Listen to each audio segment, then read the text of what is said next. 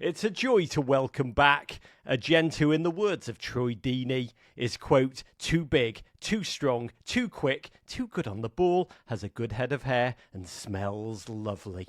His unwavering leadership on the field is one of the reasons why his Liverpool side are currently challenging for the quadruple at a truly remarkable moment in the club season. It's incredible to welcome back Liverpool captain Virgil van Dijk. Hello, Rog. Virgil, it is great to be here. Thank you for joining us. Days after the Liverpool manager Jurgen Klopp announced he'll be leaving the club at the end of the season. And I know you've talked a lot about that moment.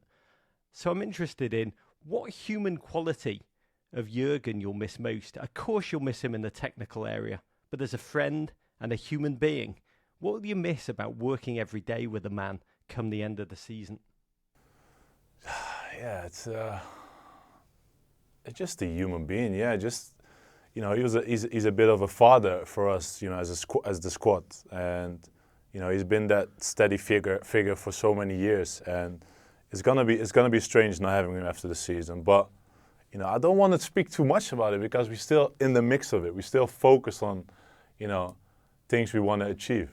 I understand that delicate balance. I mean, yesterday morning you said you can't say now whether you'll continue to be part of the club. And I know it's hard to talk about. No. First, but there was something else. It's much taken out of context. So just, Please. No, obviously, to be 100% clear, I'm fully committed to the club. I love the club. I love the fans. It is fully taken out of context. It's not about. It's not about. It's not journalist. It's not about. No. It's not about me. It's not about It's about us, and nothing has changed. 5 days ago, we weren't even speaking about my contract. So it's a bit. It's silly, but my full focus is on making sure this year could be a very special year. And obviously, it was a big announcement, obviously, the last couple of days. It's been a shock to each one of us connected to the club. And I feel exactly what the fans have been feeling at that exact moment. And but we mean business here.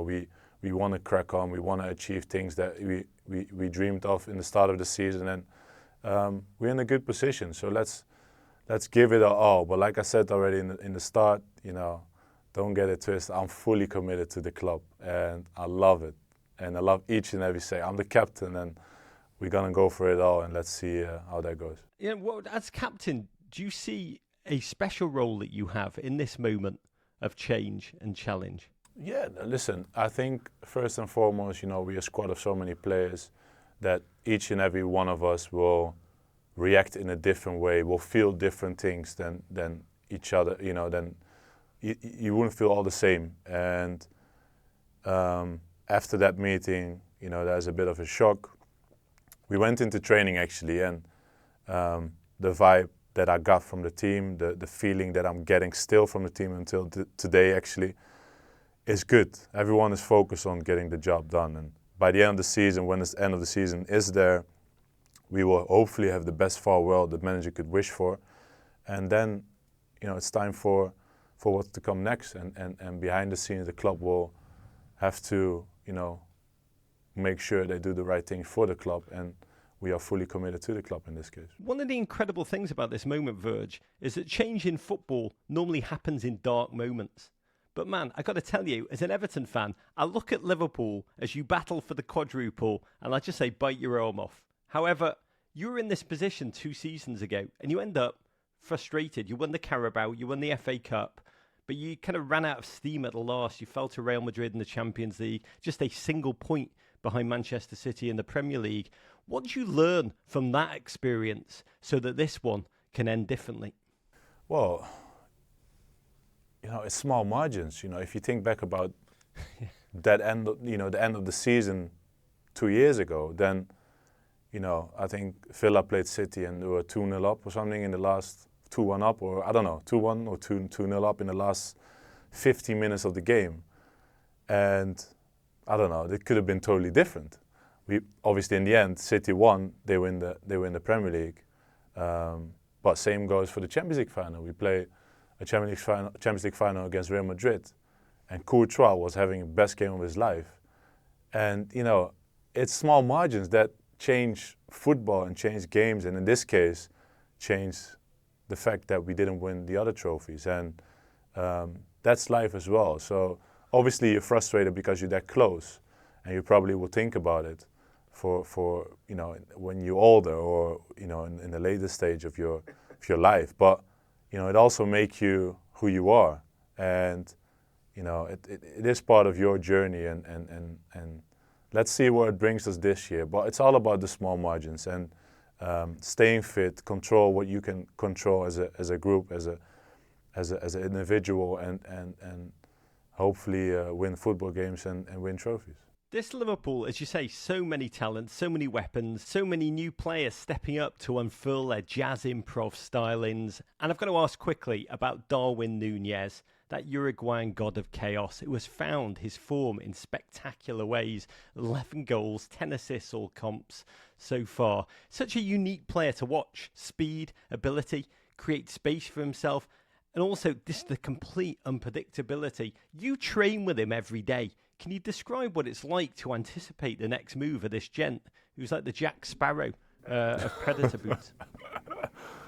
Yeah, no, listen, Darwin is in my opinion, is a handful for any defender. You know, he keeps running, he's direct, he's fast, he can jump, he can, you know, do everything as a modern day striker, and it's very difficult to play against him. Obviously, I've played against him once away against Benfica, and you know, he was very direct and very fast, and you know, it's difficult. It's difficult for any defender, and he's learning each and every day. He's getting better.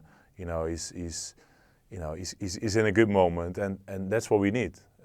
He needs confidence. He needs to be happy, and I think he is at this point, and he's feeling very comfortable within the group as well, and that's a very important trait. Liverpool fans last week held up a banner at Fulham. Imagine being us. And I can't, Virg, I really can't. They have seen so much with you, so much wonder, travelled to so many remarkable places, geographic and emotional, this past 9 years with Jurgen. What's your message to Liverpool fans now, in this moment? What's the thing that should make them feel most confident, most optimistic at all there is to come this season? Well, first and foremost, we need each and every one of you in order to hopefully make this season a success. And there's no reason for panic. You know, we are fully focused on hopefully achieving, you know, success and trophies. And we are committed to the club. We, the players, each and every one of us here, and that doesn't change. So let's enjoy the ride. Let's just go out there and be together and make it, for all of us, Liverpool connected, the best season that could be. And then we'll give the boss an amazing farewell at the end of the season, and then we carry on again. Last question for you, Virg. You are someone who has been on the receiving end of, by my count, hundreds of post-match Jurgen Klopp hugs after massive wins, after trophy glory. Serious question for those of us who will never experience a Klopp hug. Can you describe in your own words what it feels like for you to be in that embrace in the moment of victory? What a question. What do you think it feels like? I've actually been in one. I felt briefly like I had hair again. It was ecstatic. And when he comes over to you, you're a giant man. He's a bloody big guy. What does that feel like? Brotherhood. And hair. Virg, to you, to your club. Bedankt. Yeah, you're welcome.